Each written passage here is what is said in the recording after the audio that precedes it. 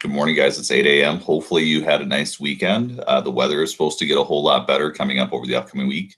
I'm going to run through for you what we're working on today. We've got a number of different things that are due or coming up due, and also some details as far as how we're moving into the assessment phase with the course, especially as we start moving into the period for our few weeks that we have before the AP test takes place on May 15th. So first, let me bring you to your Google document.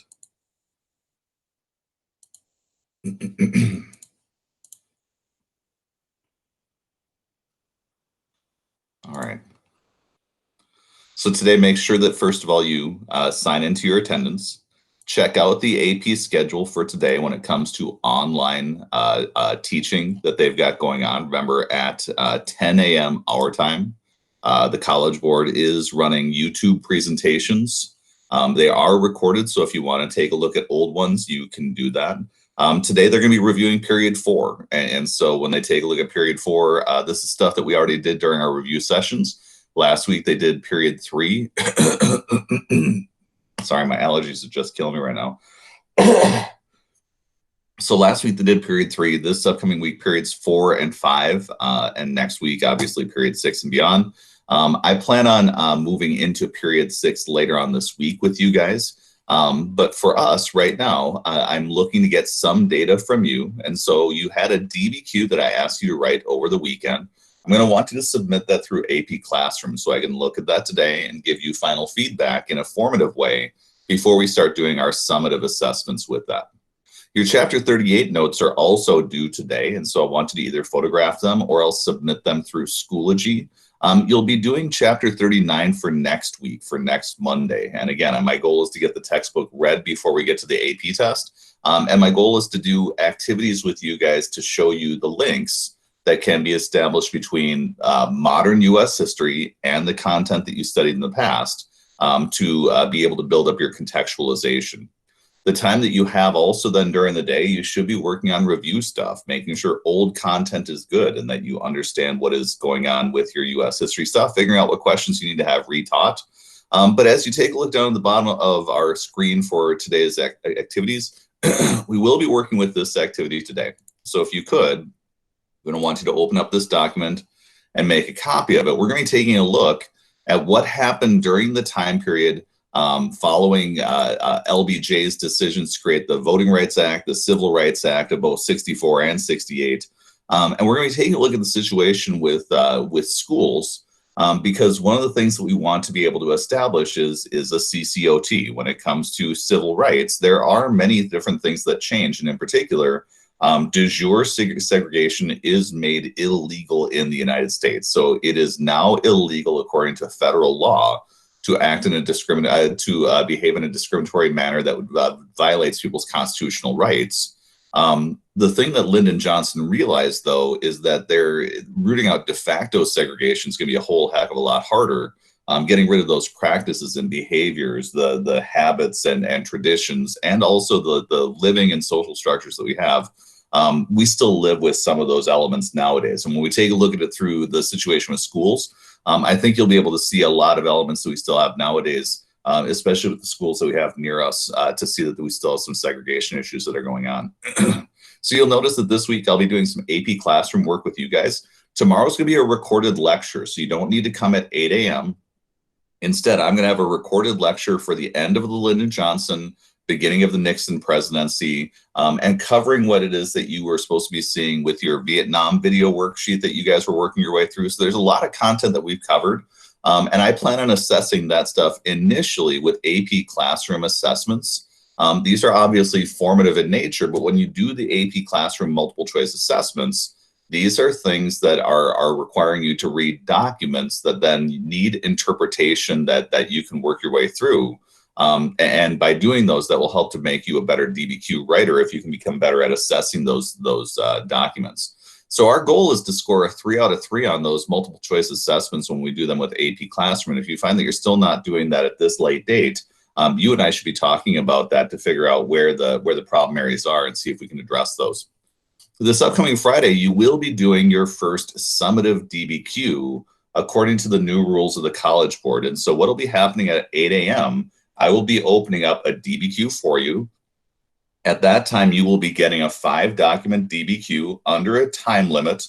I will be on Google Meet. And so while you are working on Google Meet, I will be on with you so that if you have questions as far as like structure or whatever, how do you submit, you can ask those questions. There will be a time limit though. So you'll be starting at a certain time, you will be ending at a certain time, and you're going to get a feel for how much leeway you're going to have when it comes to being able to play around with open book and whatever. You're going to be submitting this essay through Turnitin, and so it will be run through a plagiarism checker, just like the College Board will be doing. So I can get a look and see if you're trying to take from other places. You should understand, though, if you get flagged for copying from sources on the AP test, most likely you're going to be getting a 0 and suffering consequences for that. So we need to give you a feel for what that's like. We will not be doing a DBQ on anything outside of what we have reviewed at this point. So by the time we get to the end of this week, I plan on taking time on Wednesday and Thursday to cover period 6 review. So you could trust that your DBQ will be sometime between period 3 and period 6, since that will be the stuff that our content knowledge should be good about. I plan on doing one of these each week as we ramp up towards the AP test. So that you can try to test out your skills and see if you're getting better with that. And so if you are somebody who typically watches this recording later on, you'll definitely want to make sure that you're there in person at that time, because you must take it at that time, or else we cannot be giving you summative credit for that. It's something where obviously when the essay question is out, it becomes problematic. If you think that this is a concern or problem, you should let me know as soon as possible. I'm checking the chat to see if I've got any questions popping up. The question that typically floats up of what will be the curve for this DBQ that's coming up. I'll have details about that on Wednesday when we go through the nuts and bolts of what the whole process looks like. I'm still trying to wrap my head around what the DBQ rubric should look like as far as point totals. I'm still trying to work from sources of mine to see if I can get any sort of details from them as far as what that looks like too. Today, then, what we're going to be taking a look at is we're going to be wrapping up the civil rights movement. And when we think about the civil rights, oh, I'm sorry, I moved too fast.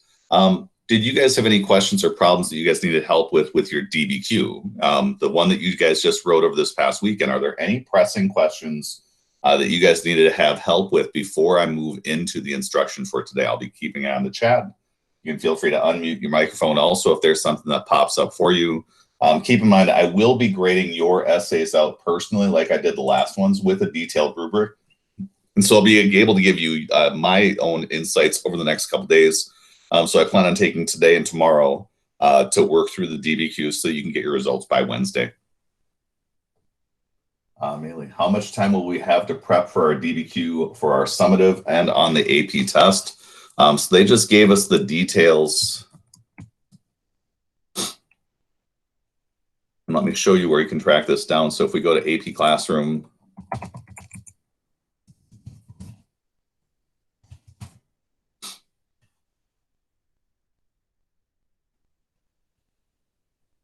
learn how we're supporting schools, coronavirus update.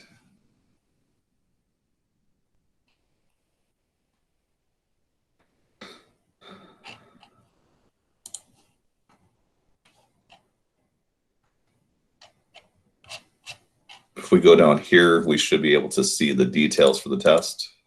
So you're going to be getting 45 minutes to read and respond to question number 1, and then 5 minutes to upload. And that's what we're going to be playing around with this upcoming Friday, and then also on the test.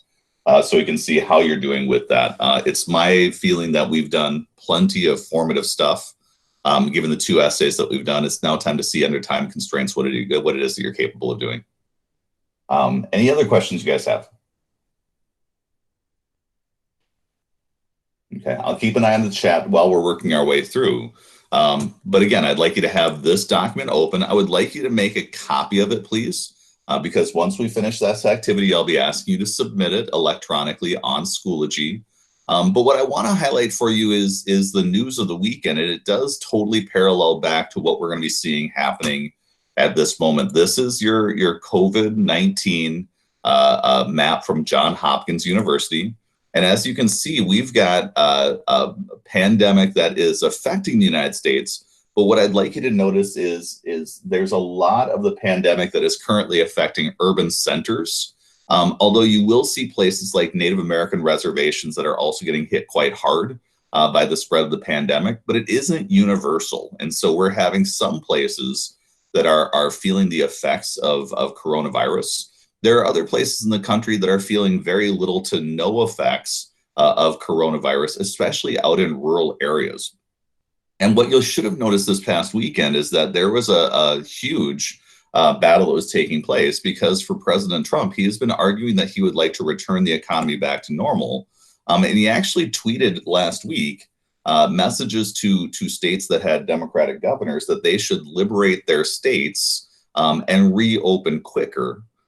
Now, the dilemma that we have is this is our Minnesota COVID dashboard. And what we're seeing is not a decline in cases right now. So when the president was tweeting that we should liberate the state, we're actually seeing our numbers increasing. But you'll notice that, again, for people who are living in outstate areas, they're not seeing the impact of coronavirus yet. And the mindset is that they're thinking that they're probably not going to see a huge spike. But in urban areas, they are seeing that quite a bit. I've got friends who work at both Children's Hospital and at HCMC, and both of them have stories of how they're seeing coronavirus arriving here with people needing both treatment, and we've also have casualties, not nearly to the national numbers. But what I should be highlighting for you at this moment is what you're seeing in the news right now. If you are somebody who is a conservative or a liberal who cannot understand why the other side thinks the way that they do, this is your divide in politics in the United States. This was the 2016 presidential election that was won by President Trump. And President Trump very much likes to highlight how if you take a look at the United States map, the vast majority of our geography was Trump supporting counties. The dilemma is this is our population map. And so you're going to find that with the trends that we saw throughout our course, with the transportation, the market, the industrial revolutions of the 1800s, the boom of factories in World War I, World War II, the rise of suburbs, the vast majority of our population is living in densely populated urban centers, which is very much where COVID-19 spreads the most easily.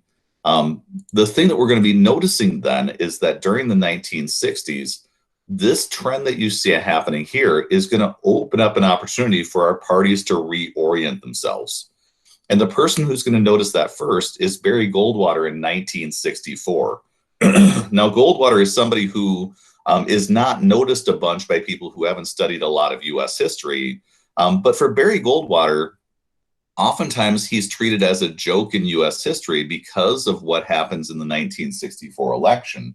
He ends up losing by a landslide to Lyndon Johnson. And his phrase, "in your heart, you know he's right," gets turned by Lyndon Johnson into "in your guts, you know he's nuts." The thing that Barry Goldwater does is he campaigns, though, in 1964 with this phrase: extremism in the defense of liberty is no vice. Moderation in the pursuit of justice is no virtue.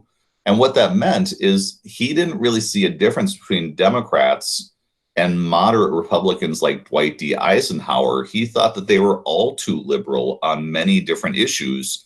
And in particular, he was very much focusing for the Northerners on the question of government intervention when it comes to economics, but also for Northerners and Southerners who were still in the middle of this period of change. He argued traditional American values. So he argued that patriotism was good, democracy was good, conservative traditional values when it comes to sexuality and morality during this period of the rising hippie movement was good. And he was somebody who very much surrounded himself with the idea that what he was saying was not sexy, but it was something that he felt was rock-ribbed, true American values.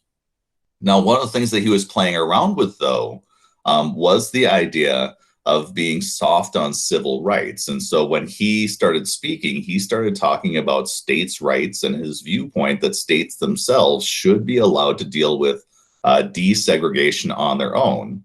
And for many people who were in the civil rights movement, they heard language from Barry Goldwater that was troubling to them because the Republican Party, the party of Lincoln, was now turning a blind eye to what was happening in the South. And you can see the solid South that has voted Democratic for the longest time is now voting Republican for the first time ever in 1964. We're going to find then that in 1968, Richard Nixon is going to win election against Hubert Humphrey. But the person that I want you to be noticing is George Wallace. This is the guy who decided to try to block the desegregation of schools at the University of Alabama when he was the governor. His famous phrase was segregation now, segregation tomorrow, and segregation forever. And if you take a look at the election in 1968, many Southerners aren't convinced that Richard Nixon is going to be conservative enough, especially on the issue of civil rights, to be their person. And so they vote for George Wallace, who's got a very conservative platform with segregation as part of its element. And so in 1968, we're going to see that George Wallace wins the South. Hubert Humphrey, our native son from Minnesota, is going to go up against Nixon, and Nixon barely wins the 1968 election. And what I'd really like to remind you of is in 1960, Richard Nixon lost a really close election. In 68, he ends up winning a really close election. And what's going to happen during the Nixon presidency is he's going to create something called the Southern Strategy, where he's going to try to figure out how to win over Southerners who have been voting for Goldwater and for Wallace while still holding together Northern Republicans who aren't necessarily super worried about segregation as their key issue. Many of them are living in areas where they've moved to the suburbs with housing discrimination that has allowed them to redline areas so that African Americans don't move in. But many of these Northerners are interested in smaller government conservatism because they're worried about the rate of change. These guys are too. So as we take a look at Nixon's presidency, he is going to try to figure out ways to shift the government in a more conservative direction. As you see in 1972, his strategy is going to work. And so the liberal changes that you see in the 60s, some of them still continue. But when we take a look at the situation with civil rights, you're going to find that for some people, they're going to be moving more and more towards the idea that we've had enough change, and they're going to become suspicious of change.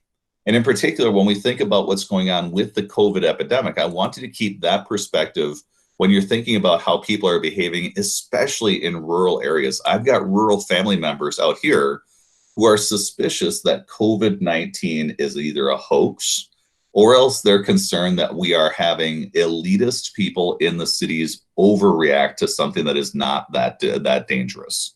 As a result, we've got a battle that's going on here that we've seen in previous time periods, whether it was with climate change or the environment, the sexual revolution, the hippies. And so what you see playing out right now, this is a medical crisis, but we've also got a political dilemma that's going on at the same time. So here's what I would like you to do, please. You're going to be taking a look at 4 Supreme Court cases today. And these 4 Supreme Court cases are going to give you a chance to see what desegregation looks like in the 60s and the 70s as we move from the period of LBJ. The Civil Rights Act of 64 makes it illegal to discriminate. The Voting Rights Act of 65 gives African Americans the right to vote. And then in 1968, the Civil Rights Act of 68 does things like eliminate housing discrimination and other discriminations that continued after 64. I want you to think about the DBQ that you guys just did, and what you're looking for is contextualization. So if you think about the DBQ that you just created, your end part of the DBQ could be talking about how revolutionary the 13th, 14th, and 15th Amendments were. And they were truly revolutionary. Changing the Constitution 3 times in a short window is not the easiest thing to do. It's also something that you don't do lightly. We do create the Freedmen's Bureau. There are schools built for African Americans, but then you see that there are limits on how much change can be done, especially because of the way that they are then creating rules like Jim Crow laws and segregation and whatever.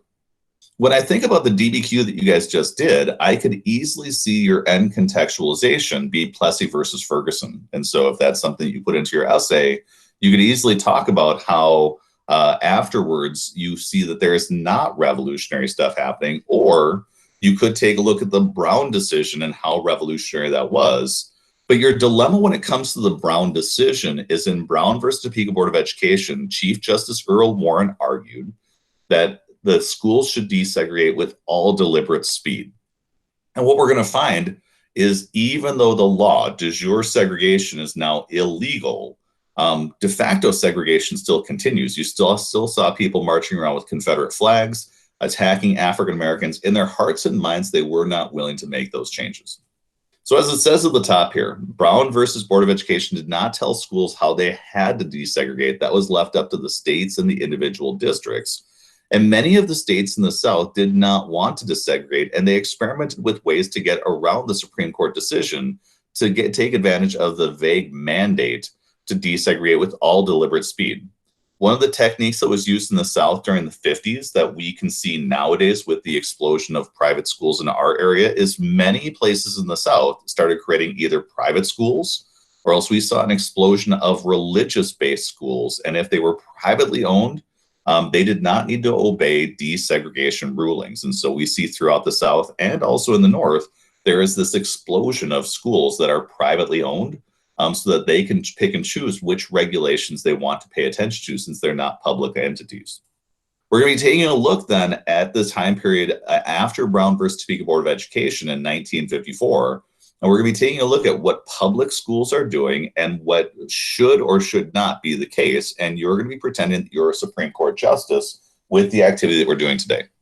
So what I'm going to do for you is I'm going to lay out what's going on, first of all, with the situation in different parts of the country. Our first court case is going to be 1968, Lyndon Johnson's presidency, and we're going to be taking a look at what's happening in Virginia, which is a state of the Confederacy near Washington, D.C. So this is an upper southern state. And what I'm going to be asking you to do is I'm going to be asking you to consider, if you were a person on the Supreme Court, how would you rule in this court case?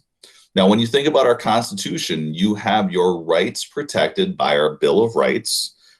We also have the understanding that with the Brown case, they have now ruled that your basic human rights require then desegregation because segregated schools in the past were discriminatory. So I'm going to want you to determine, is the state doing what they should when it comes to desegregation, or do you feel like they are not? You're going to find a section down here where I'm going to be asking you to do quick writes for each of these. And so I'm going to be asking you analytically in 3 sentences at least to explain, do you feel like what is being proposed here is constitutional or not?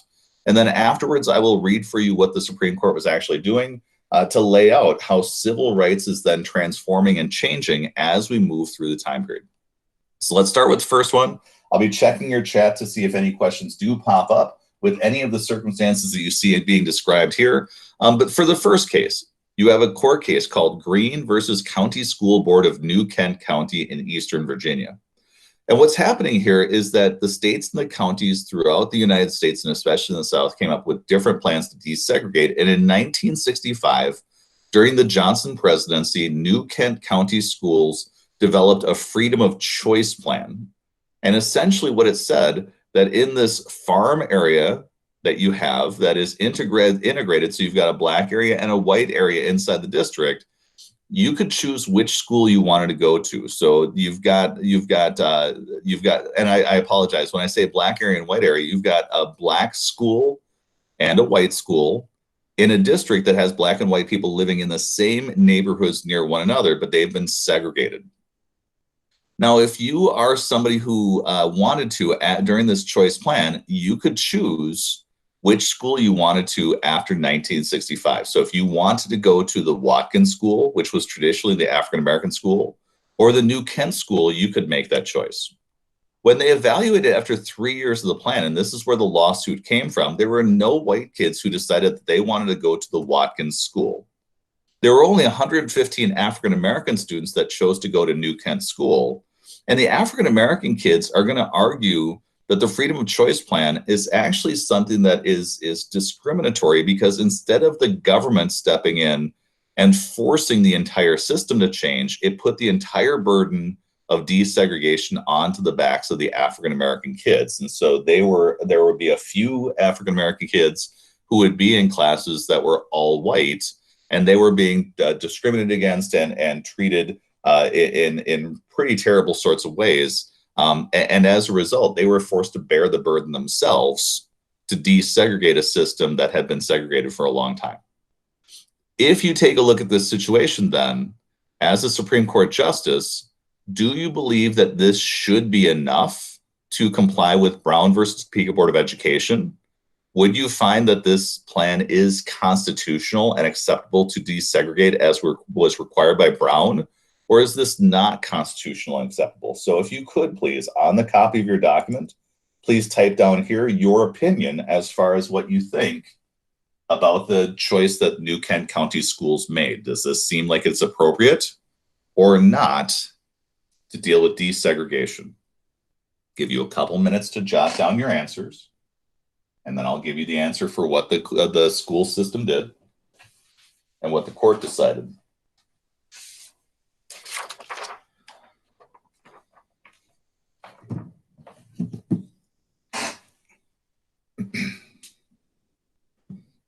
You'll notice as you're writing, there are two sections here. I'm checking, and the vast majority of the points is going to come from here, seeing what your opinions are. Can you write analytically with 3 sentences of good argument, taking a position and supporting with analytical evidence and analysis? If your plan is just to copy down what the Supreme Court actually did, that's the smallest portion of the grade. It's still going to be graded, but it's not going to be the key. I'm trying to put you through your paces to think about your opinion, given what you've heard to this point. Does this seem adequate for desegregation?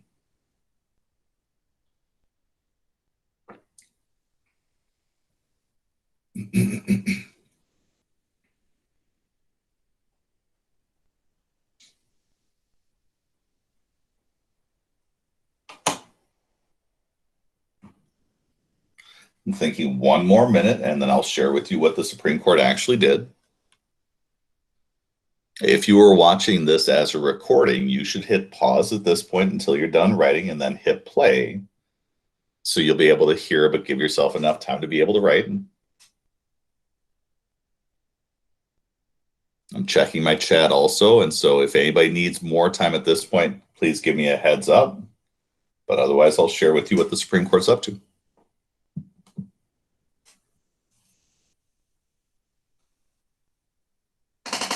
So the Supreme Court during this time period was the Warren Court. And as you learned about during the Eisenhower presidency, the Warren Court was one that advocated for desegregation of schools.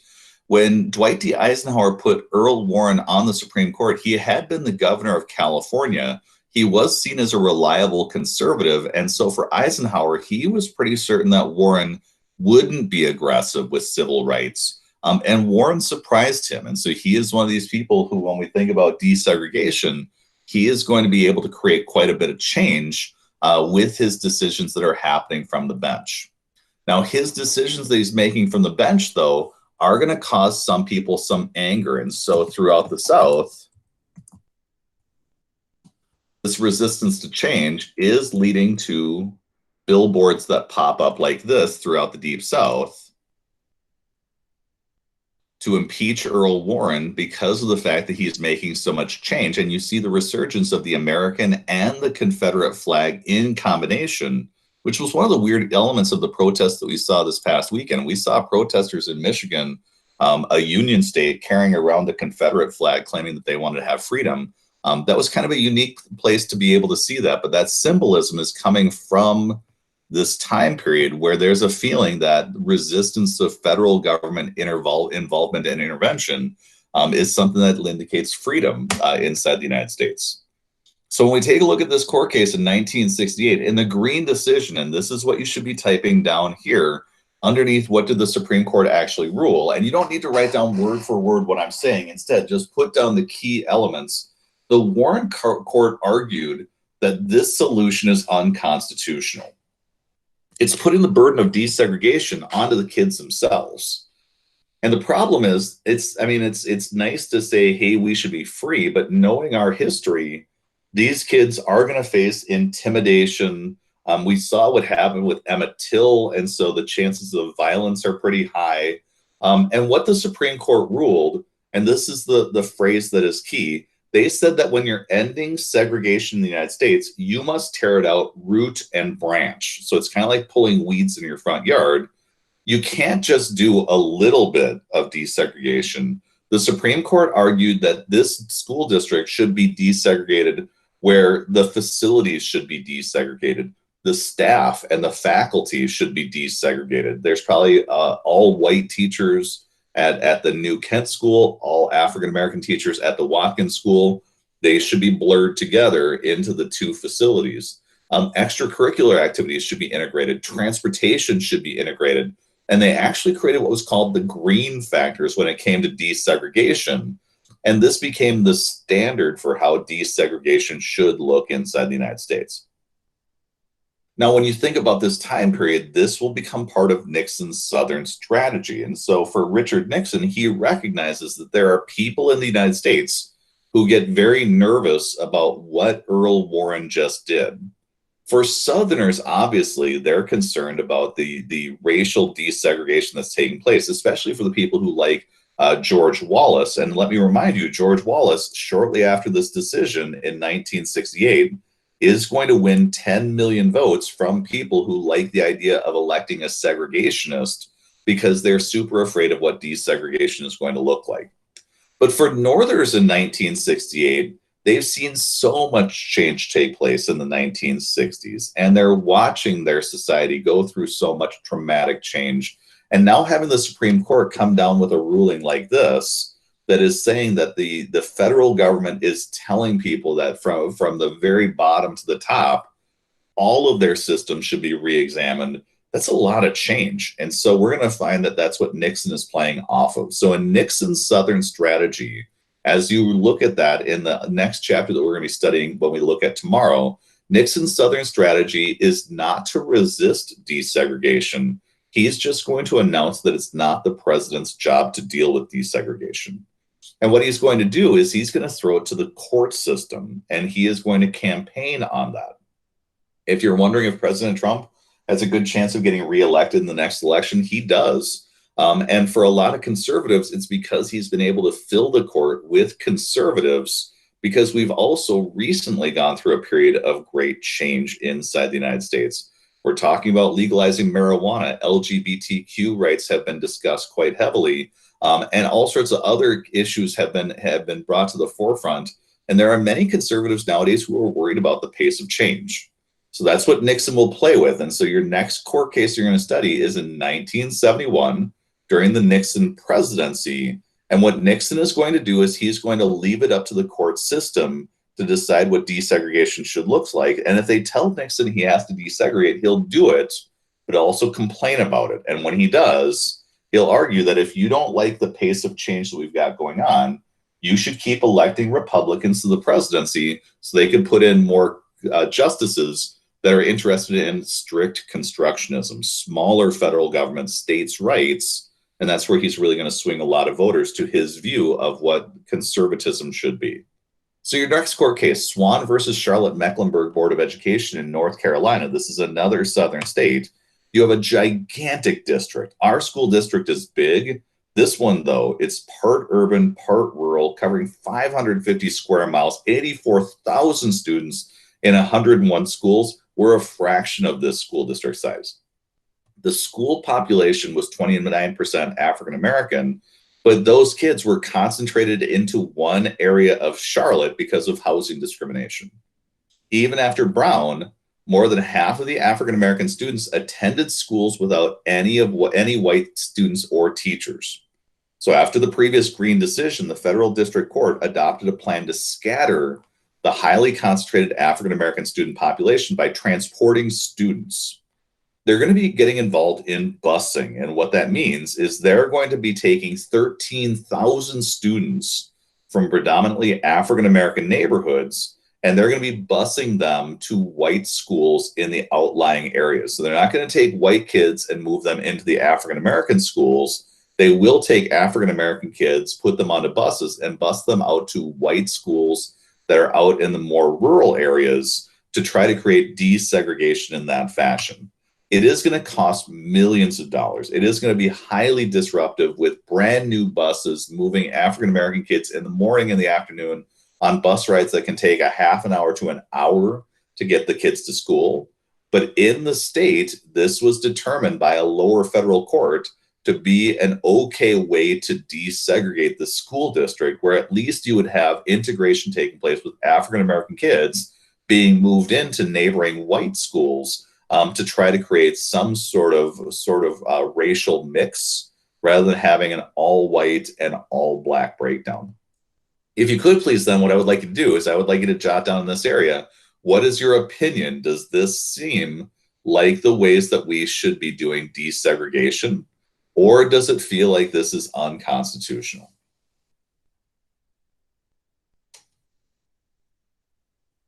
Again, I will give you a couple minutes to jot down your thoughts, and then I'll share with you what was decided in 1971.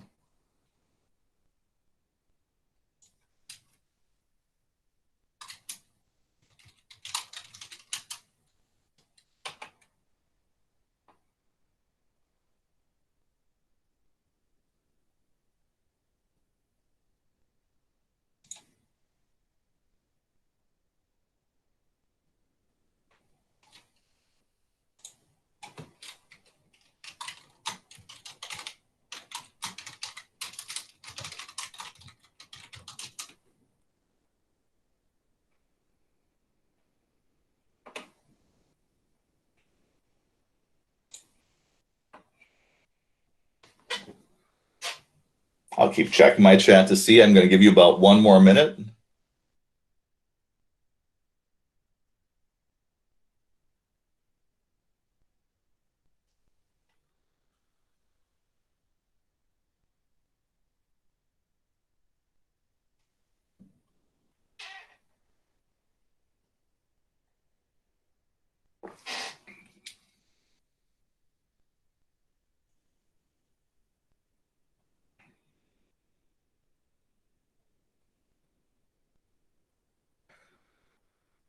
Now, this Supreme Court, this is after Earl Warren is gone. He is replaced by Warren Burger.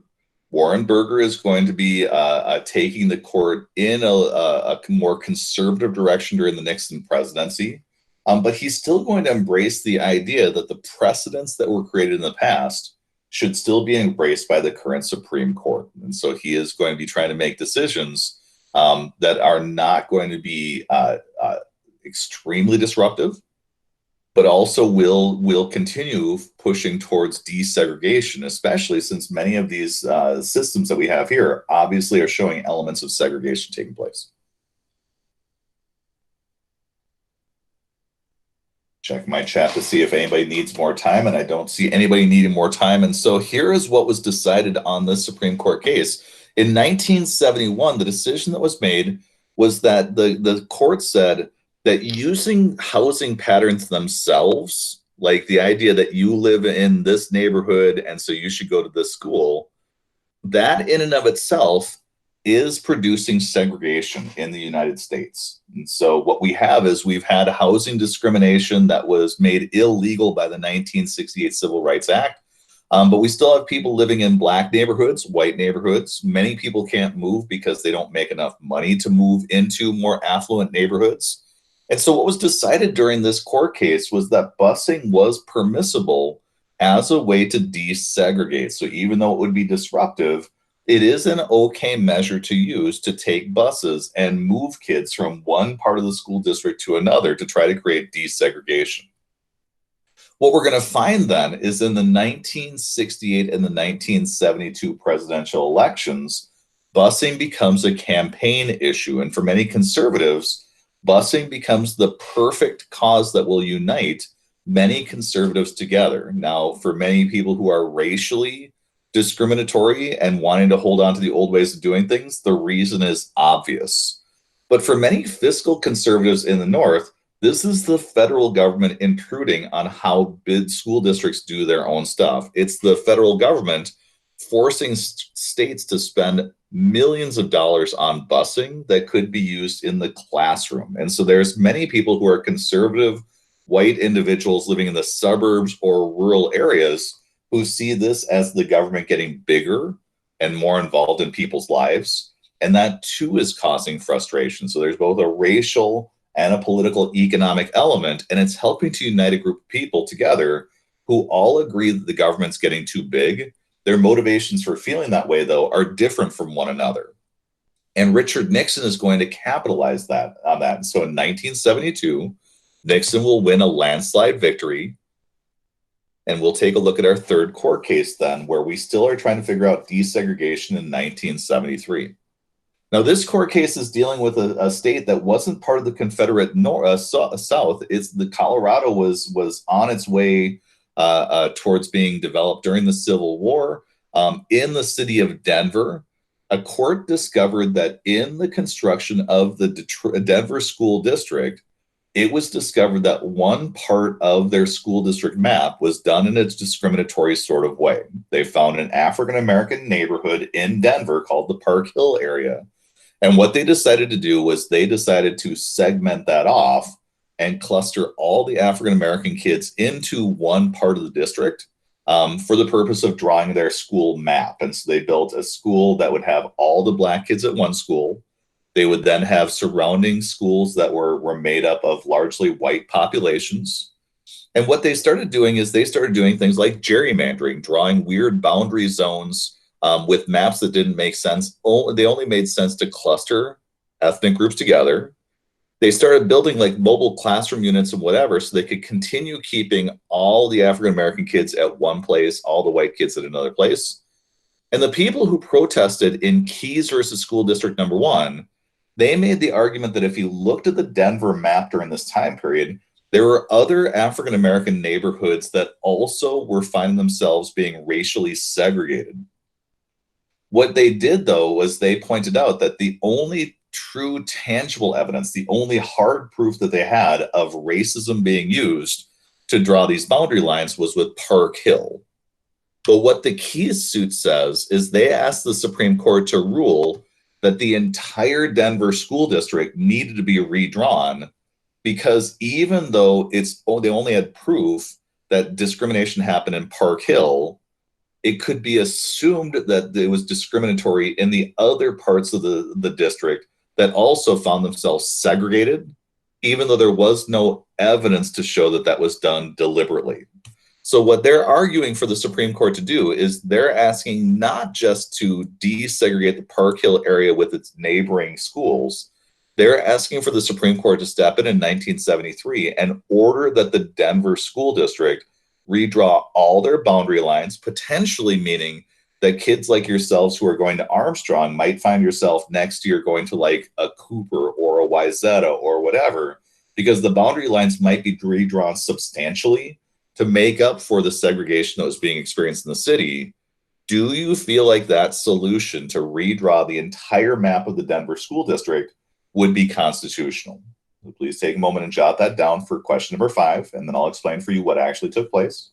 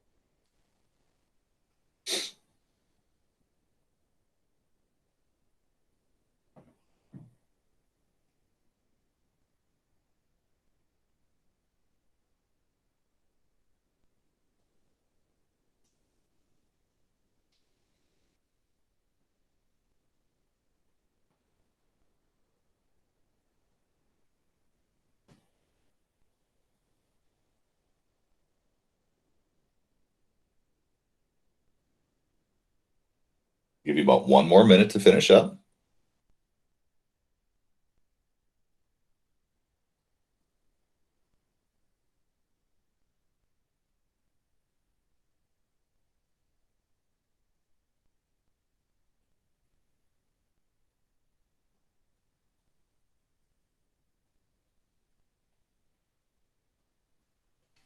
Now, what you should be aware of is we've got a similar situation inside of our school district, and we've actually wrestled with over the past 20 years this exact same question, noticing that the racial composition of Armstrong and Cooper are not the same. And we've gone through some scrutiny, taking a look at our maps and redrawing them to try to determine were there things that were actually steering us towards having a black school and a white school in the district. And so our district has been very cognizant of that and trying to address that with map redraws over the past couple decades, trying to deal with the same issue that you see happening right here. What the Supreme Court argued is that the school districts were responsible for racial discrimination that happened inside their district, including isolation of neighborhoods and gerrymandering attendance zones. And so what the Supreme Court ruled, and this is the Burger Court, many of them appointed by Nixon to take the court in a more conservative direction, they argued that once you find that there's intentional segregation taking place, like in the Park Hill section, it must be assumed that that then same mentality was being used on the rest of the district, even if there's no direct evidence of that happening. So what they're going to order is they're going to argue the entire Denver school district needs to be redrawn.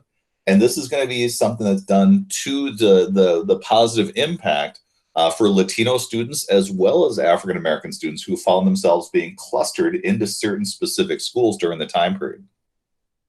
For Richard Nixon, then, he is going to enforce that ruling, kind of like Eisenhower did with Brown at Little Rock, but he's also going to complain pretty consistently about if he had more of a conservative Supreme Court, he would then be able to stop the Supreme Court from intervening in these sorts of ways, and we could let the states themselves decide on how to deal with these issues. Your final court case then is Milliken versus Bradley, 1974. This is going to happen the year that Richard Nixon is going to be leaving the presidency for impeachment because of the Watergate trial. He is on the verge of impeachment. He is about to lose his job, but he's still trying to hold on during this time period. And by this point, he has done a really good job of filling the court with people who have a more conservative, strict constructionist viewpoint of how the Constitution should work. And when we look at this court case, Milliken versus Bradley, this is a really important court case because it really brings to an end the Supreme Court's intervention in a large scale to try to enforce Brown versus Topeka Board of Education. In this court case, it's dealing with the city of Detroit, and Detroit was the 5th largest school district in the United States in 1970. And you had many African-American students and the NAACP file suit against the school district because they had tons of evidence showing segregation and discrimination going on with the way that attendance boundary zones were being drawn and the boundaries of the school district was being drawn. These court cases, though, took a while, and the courts determined, yes, there has been discrimination, but at the same time, in the 50s and the 60s, you had people who had been moving from the inner city out to the suburbs. And even though they technically were living in the Detroit metropolitan area, kind of like many of you guys live in New Hope or Plymouth or Crystal, which is part of the Minneapolis metropolitan area, you're not technically living in Minneapolis. And many of these individuals, many of the white people who had been in Detroit previously, have now moved out to outlying suburbs. As a result, the Detroit school district was almost completely segregated from the neighboring communities, suburban communities, by being almost all African-American population. And then you had white kids who are filling the suburban areas. The argument that's being made in the Milliken case is that you cannot desegregate a school district that has been made entirely segregated compared to its neighboring communities because of housing discrimination and movement. So what was planned out here was a plan was devised to include surrounding majority white school districts in their desegregation plans. Many African Americans who could not move out to the suburbs saw this as their way to be able to desegregate. And so what there was the feeling of was that we should redraw our school maps, and the school maps should redraw the city of Detroit and the suburbs to create one large Detroit school district that had then white and black kids that could be involved in desegregation efforts. What that would mean in our community, and this is something I think you'll recognize now, if you think about the composition of North Minneapolis has a very large African-American population that is in Minneapolis North and the other Minneapolis schools. The effort that they're describing doing here would be getting rid of the designation of us being the Robbinsdale School District or the Wayzata School District. We would all become part of the Minneapolis School District, and some of our students would go to Minneapolis schools. Some of the Minneapolis kids would come out to our schools here in the suburban areas. Do you feel like this is constitutionally right and the right way to desegregate, or do you feel like that is going too far?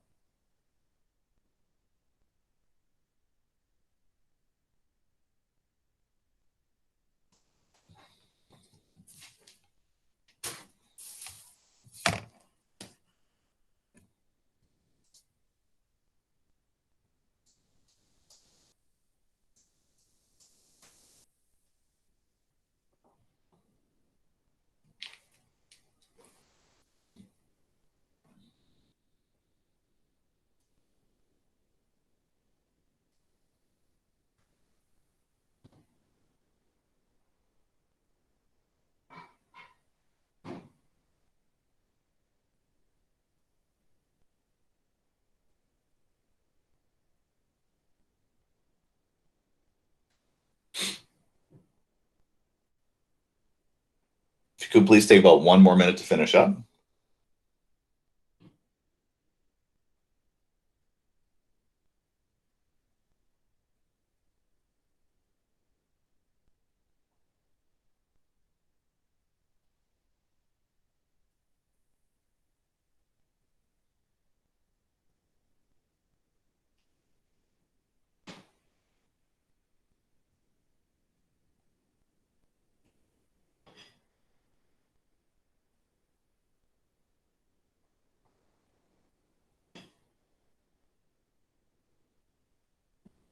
So when we take a look at the civil rights movement of the 1960s, it's in the 1970s that we see a conservative reaction that is going to slow down the involvement of the federal government in desegregation efforts. And as a result, we're going to see a lot less legislation and pressure coming from the government to make change. And again, for some, this resistance is happening because of racial discrimination. For some, it's the argument that they like states' rights and smaller federal government involvement, freedom to be able to make your own decisions. But in the Milliken case, the Supreme Court made the argument that unless you could prove that the neighboring suburbs had done something discriminatory towards the inner city schools to gerrymander the boundary lines or do something like that, then unfortunately the situation was going to stay the way that it was. So even though we had segregation in the inner city compared to the suburbs, that was just the consequence for the country that we were living in. Because even though it was sad that it took place, the Supreme Court took a very narrow view of looking at it from the idea of, did the school boards discriminate? Now, the problem that you have is a lot of this problem is being created, though, because of housing discrimination in the past, poverty issues that are taking place. And in particular, one of the elements that you should understand then for how we look at our world nowadays is it still has an impact on your school system that we are living in right now. So when we take a look at your school, I'll have kids tell me how bad our school is. And having traveled the country, your school isn't bad. You can look around, though, and see schools near you that are moving at a faster speed than us financially. And a lot of that has come from the fact that when it comes to funding our schools, during Lyndon Johnson's time, he created some laws, and Eisenhower did this too, with his National Defense Education Act, where there's some money that comes to our schools from the federal government. There's some money that comes from the state government. But a lot of the money for our schools come from property taxes. And so where you're living right now, when it comes to property taxes as an inner ring suburb, and let me bring you back to this right here. You're living in that inner ring suburb, and you can see I put a couple dollar signs in there that shows you for our property taxes, you're living in an area that has some parts of our district that are paying pretty high property taxes. Some older parts of our district have houses that aren't paying as high property taxes as others. But when it comes to money that's pumped into the education system, our district compared to others has quite a bit of wealth to draw from. Now, our dilemma that we have is in the Minneapolis school district, many of the people who are living there are facing more poverty than what we face out in our suburbs. And also, given the fact that you've got some people who are renting and whatever and attending the schools, you're finding that when it comes to property taxes, the inner city is not getting as much money into their school system as our ring does. So when we do like e-learning, the fact that you've got a Chromebook sitting in front of you that your district helped to facilitate shows that you're living in an area where economically you're moving at a pretty good speed. Other districts don't have that, and so e-learning has been a mess, especially for students living in predominantly African American poor neighborhoods. They're getting vastly different educational results than you're getting right now. The thing to keep in mind, though, is for many people living in the area where you and I live, many people will fight for local control, ignoring the fact that you and I can picture just to the west of our school district is Wyzetta, that just got done building a gigantic mega college complex because their tax base is moving at a faster speed than chunks of our district is. And so they're getting different amounts of money into their education system than we are. The question we then wrestle with is that okay? Is that right? And is that the federal government's job to even get involved with? And the bigger picture we get to wrestle with then as we move from the 60s forward, and this is what Martin Luther King was facing at the end of his life. Martin Luther King, when he died, he was in Memphis, and he was trying to protest on the viewpoint of, number one, racial discrimination was bad, but he was trying to connect with white Americans also and point out we didn't just have racial discrimination, we also have economic classes that face economic discrimination too. And so he was transitioning into this point where he was starting to take a look at what can be done financially for all Americans who find themselves on the lower end of the spectrum because they face discrimination and bad outcomes as a result of that situation. When we think about then that point in the movement, though, with Martin Luther King, he's coupling that together with the idea of the Vietnam War, which I had you guys studying over the past week, where Martin Luther King pointed out that if you were a young Black, white, Mexican, or other person who was involved in the war effort, skin color was part of the question of did you end up in the war? The bigger picture was financial. If you had a chance to go to college, which is the way that Bill Clinton was able to avoid the draft, you could then go to college for 4 years, get a deferment, and you wouldn't get drafted. Or if you had a family friend who was a doctor like Donald Trump had, who could diagnose that you have like bone spurs or whatever, he probably could have pushed through that to get into military service, but many Americans didn't want to get into the Vietnam War. But that was something that you got the benefit of if you had cash. And so we're going to find that during this time period, there's a recognition that we still have discrimination based on race and money.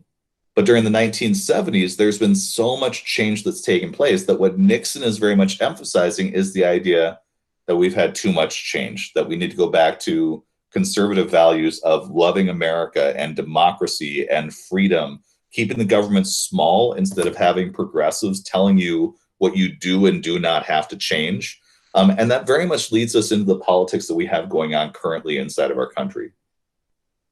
For you guys then, what I would like you to do, please, you're done with this activity. And when we think about what's going on with the Supreme Court cases for civil rights, the modern civil rights movement of Martin Luther King largely comes to an end at that point. Not that there isn't still pressure to create civil rights change, but as a formal movement, they have successfully gotten rid of de jure segregation.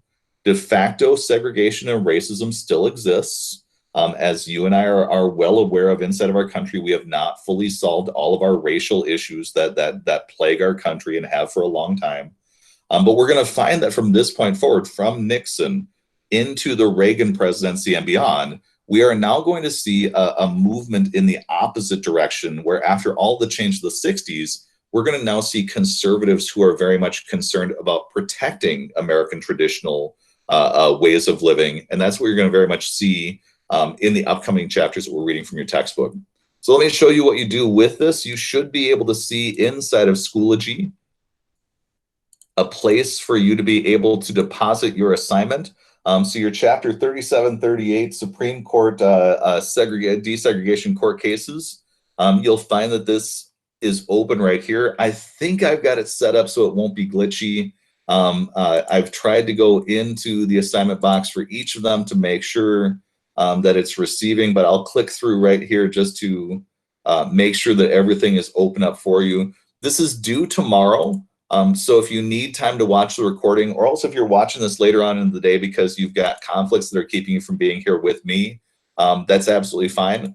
But please keep in mind, this week coming up on Friday, you will be doing an in-class right at 8 a.m. So please make sure you clear your schedule, make sure that you're free if you got family obligations or whatever.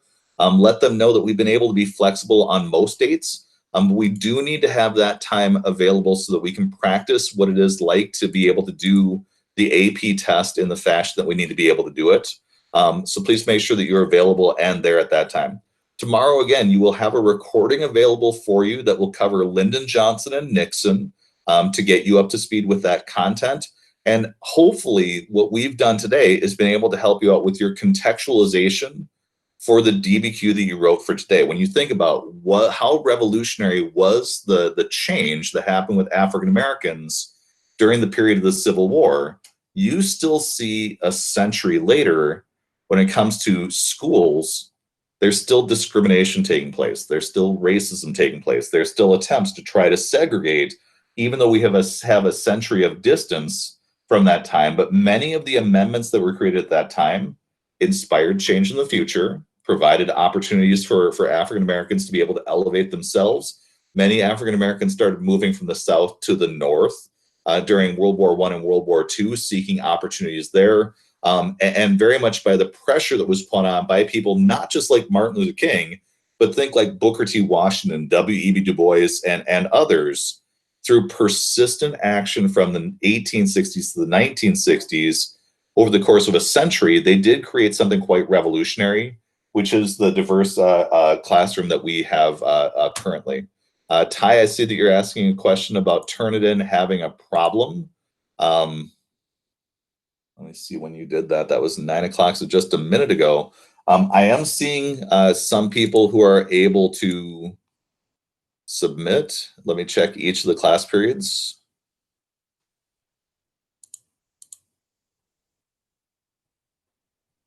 Okay.